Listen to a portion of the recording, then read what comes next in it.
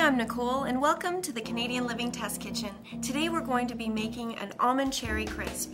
The ingredients that you're going to need for this recipe are 4 cups of pitted sweet or red tart cherries, 2 cups of peeled diced apple, a 1/3 cup of granulated sugar, 2 tablespoons of all-purpose flour, and 2 teaspoons of lemon juice.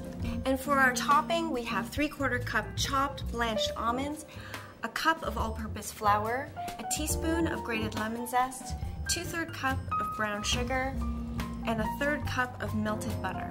Single fruit options are great, but really use whatever you have on hand. Apples work really well with peaches and strawberries.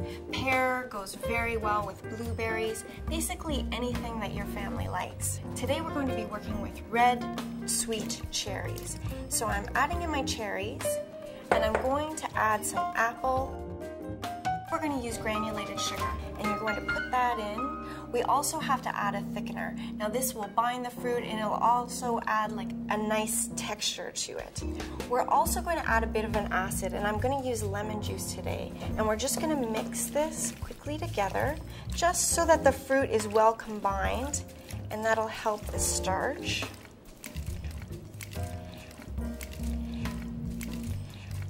I'm using a Pyrex glass dish because if you use metal, you'll find that the fruit darkens too much. And I'm going to pour this in to my dish. And it's greased just lightly, just so that the fruit doesn't stick. So now we're going to make our topping. Today we're going to be working with almonds because almonds go so well with the flavor of cherries. And I'm just going to mix them up with the flour. I'm going to use some brown sugar today. I like the texture that it gives. And I'm going to use some grated lemon zest. And I'm just taking my melted butter and I'm going to drizzle it over top. And I just pour it over top. Now it's a nice loose texture. Don't be worried about the loose sugar.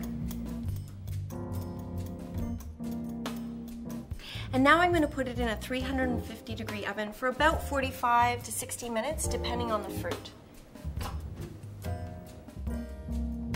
I can tell by the smell that it's ready. So I'm going to look in here and oh yeah, it's ready. The top is dark and golden and crumbly and very crisp, and the fruit is all bubbled up, and it smells phenomenal. And now all it needs is the finishing touch. I love whipped cream. So I'm just going to take a bit of this right on there, and the ultimate dessert. For this recipe and more great tips, go to CanadianLiving.com or pick up a copy of Canadian Living magazine.